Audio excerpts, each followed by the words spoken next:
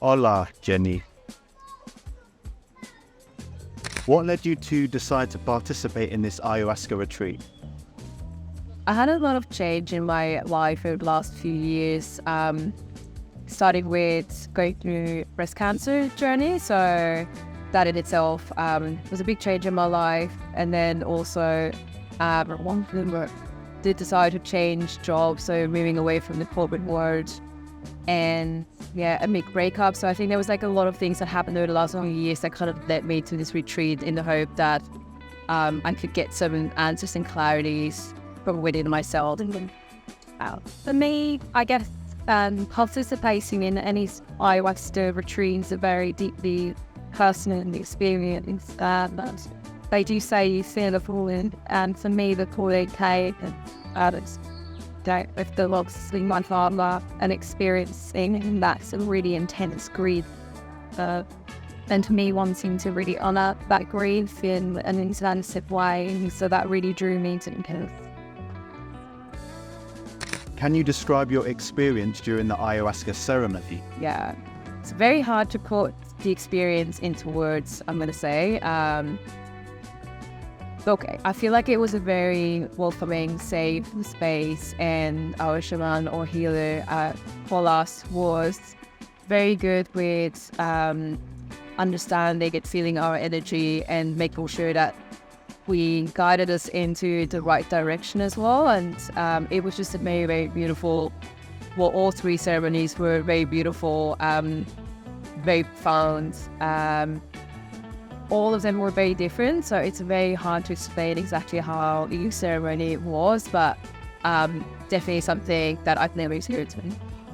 It was very eye-opening. It really took you to another space, the space of, entering into an energetic field, the space of the spirit, which encompasses all of that spirit. And I feel, in everyday life, when you're doing your 9 to 5, we're often quite detached from that inner realm within us. And I feel the ayahuasca retreat really allowed me to explore that in a really sound and deep level. What advice would you give to someone considering participating in an ayahuasca retreat? Definitely come in with an open mind. Come in with an open mind, have clear intentions, make sure you kind of minimize any distractions before coming here and really focusing it, allowing this time to just purely build for yourself.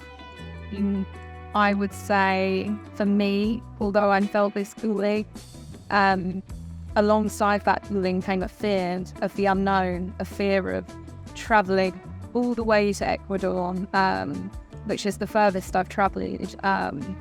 Fear of actually going through the ceremony, a fear of, meeting new people, and, I find it quite difficult to socialise as well, so I'm a little bit of a recluse. So again, it's the fear of kind of meeting new people and sharing something so personal and intimate within that space. But I would say, still the fear and do it anyway. And if you have that feeling within you and it resonates with you, go with it. And, I'm so glad, I feel honoured that I've been able to go through this experience and meet the people that I've met and experience it. I feel the fear and do it anyway. Number 4, have you had any challenging or difficult experiences during the retreat? And if you did, how did you handle them? Look, I think then it's not always easy, and you've been confronted at times. I mean, again, every ceremony is different. It's different for every person.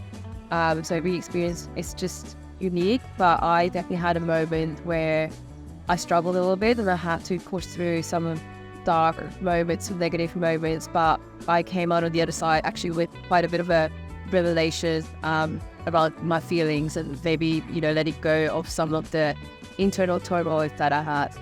Yeah, I think definitely sort of the loss was kind of a theme that came out, and obviously sort of going through that with my dad, that came up as in the ceremonies, and it is a very personal experience, and it often evokes kind of things that are within us that we may have either suppressed within our lives, or maybe we're not like ready to face them on a day-to-day basis, but it really does kind of bring that up. But I would say with the way, that the space was held, I felt contained to explore that. But yeah, sometimes it does bring up those emotions, but I think it's really answer that we as individuals are able to face and experience those emotions in order to integrate and learn kind of them. Great. Last question. Could you share your experience regarding safety during your stay in Ecuador, and specifically here in Olón? Yeah. So, I mean, I've been traveling for the last 2-3 months, and as a solo female traveler especially, it's, one of the things that you're always worrying about, is it safe? And I know there's been some things in the news, so obviously there was a bit of a concern there, but I must say I have felt so incredibly safe. I'm not just saying that because of the front of Vikara. I genuinely have felt very safe. The staff at the retreat is amazing, and even like outside, I at no point felt like there was anything going on. Completely safe and very comfortably. Yes.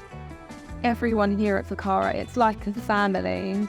Honestly, the minute you enter the minute you enter even the fisherman's village of Beautifull, it's just an beautiful place or wonder with nature.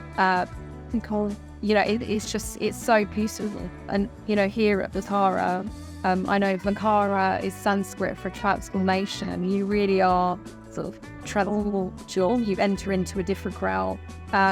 Around where, people are so friendly that, you really feel like you're part of the community, you're part of the family. Staff here went above and beyond.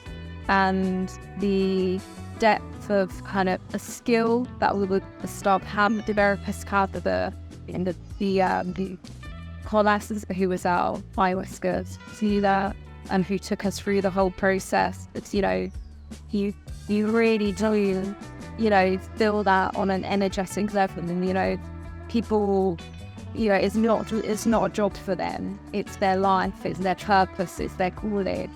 And with that, it really resonates with, the people who go through this retreat. So yeah, everyone within Vikara went above and beyond, and the village is a beautiful village. And I would say, this is the furthest we've travelled. So there were some nerves because, things come up in the news and you think, your head starts going into dark places. But the minute we, touch down, everyone's been so friendly, so welcoming, so warming, and it really has, laid the foundation to be able to do this work with Ayahuasca.